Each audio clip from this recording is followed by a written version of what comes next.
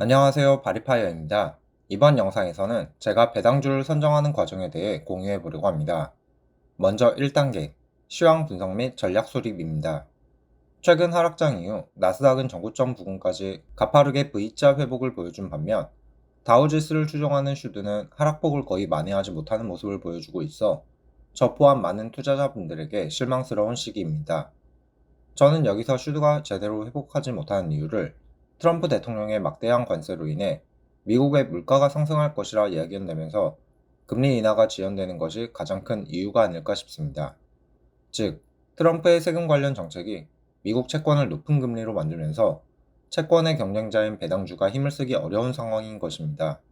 그런데 굳이 이 시점에 배당주를 분석하는 이유는 앞서 언급드린 수많은 악재들로 인해 지금의 저렴한 가격이 만들어지면서 배당주는 바닥이 어느 정도 확인된 반면 나스닥과 같은 성장주는 이미 전고점 부근에 도달했음에도 핵심 문제들은 해결되지 않은 상태이기에 전고점 돌파보다 다시금 하락 조정의 가능성을 높게 보기 때문입니다. 다음 2단계, 슈드 주가 현황과 종목 선정 과정입니다. 슈드는 고점 대비 12% 하락, 이번 하락장 저점 대비 5% 상승한 상태입니다. ETF가 12% 하락했기에 개별 종목은 그 이상 하락한 종목이 많을 것이라고 판단되었고, 저는 그 속에서 기회를 찾기 위해 슈드 내 1% 이상의 비중을 가진 종목들을 정리했습니다.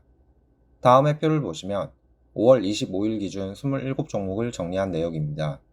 고점 대비 하락률은 최근 1년 기준으로 구했습니다.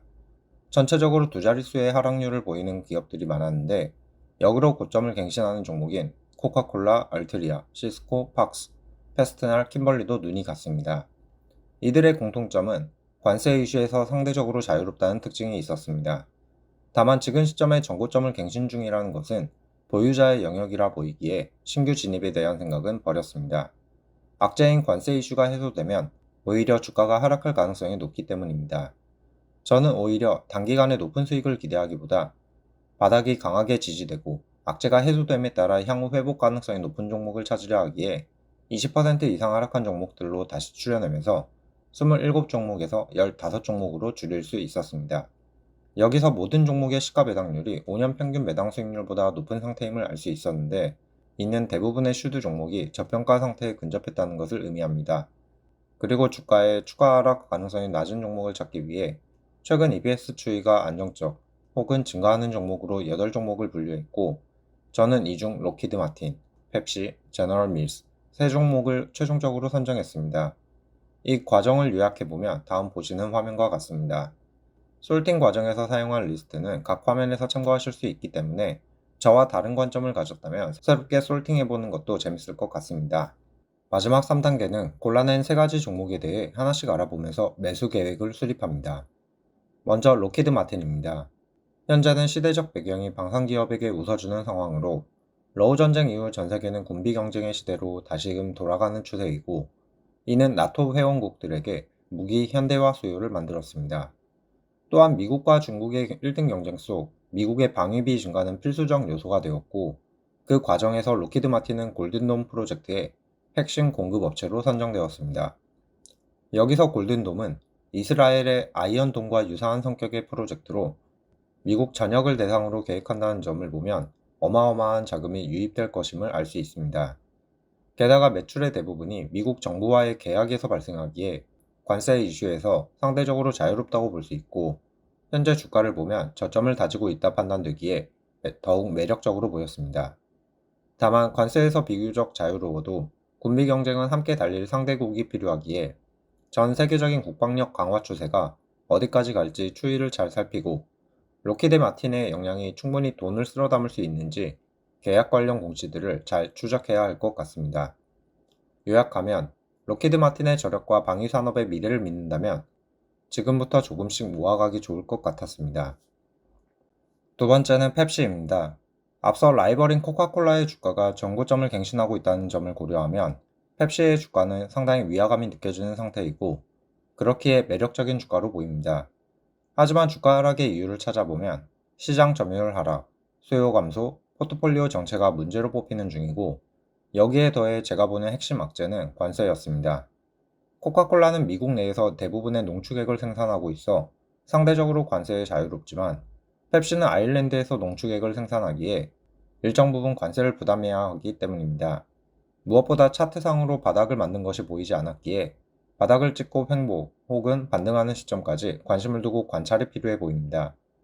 그럼에도 꾸준히 관심을 가지려는 이유는 시장 점유율이 하락한다 해도 EPS는 여전히 안정적 증가 추세이고 부정적인 시장 요소는 모두 주가에 반영되었다 생각하기에 바닥만 확인할 수 있다면 악재 해소에 따른 반등을 노릴 수 있어 보이기 때문입니다. 그렇기에 선발대 투입 후 바닥이 충분히 다져진 모습이 보이면 수량을 늘려가 보려 합니다. 세 번째는 제너럴 밀스입니다. 슈드의 25년 1분기 리밸런싱에서 새롭게 편입된 종목 중 하나로 시나몬 토스트, 트릭스와 같은 제품을 통해 스낵 시장에서 꾸준히 성장해온 기업입니다.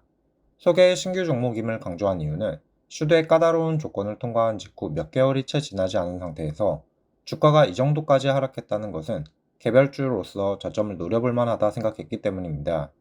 게다가 과자 판매량은 갑자기 많이 팔리기도 어렵지만 갑자기 많이 줄어들기도 쉽지 않은 데에 불구하고 단기간에 주가가 하락했기에 기회로 보였습니다.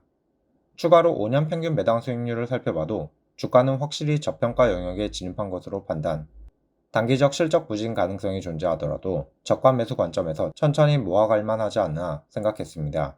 여기까지 슈든의 1% 이상의 비중을 가진 개별 기업 중 모아볼 기업을 분석한 내용입니다. 개인적으로 로키드 마틴의 한 주당 가격이 비싸 배당금이 크게 들여오는 달 혹은 월급을 수령할 때 한 주씩 매수하고 그 외에 배당금이 적은 달에는 제너럴 밀스 혹은 펩시를 천천히 모아갈 것 같습니다. 지난 영상에 기술주 매수를 멈추고 배당주를 매수한다고 했는데 거기에 달린 댓글로 어떤 종목을 중심으로 모을지 궁금하다는 말이 있어 이번 영상에선 제가 개별주 매수에 사용하는 솔팅 과정을 담아봤습니다. 다만 지금의 주식 종목에 대한 저의 관점은 시장 상황에 따라 바뀔 수 있습니다. 그렇기에 매수 매도에 대한 추천이 아니며 제가 이렇게 해보려 한다는 의미로 봐주시길 바랍니다. 무엇보다 저는 기존 종목을 매도해서 매수하려는 것이 아니라 배당이나 월급과 같은 추가 현금 흐름을 활용할 것이기에 시간이 경과해도 큰 금액이 투입되기 어렵습니다. 그저 기회가 왔을 때 좋아 보이는 기업을 조금씩 포트에 담아가면서 복리의 경사를 좀 더 높이는 게 저의 목적이라는 점을 알아주셨으면 좋겠습니다.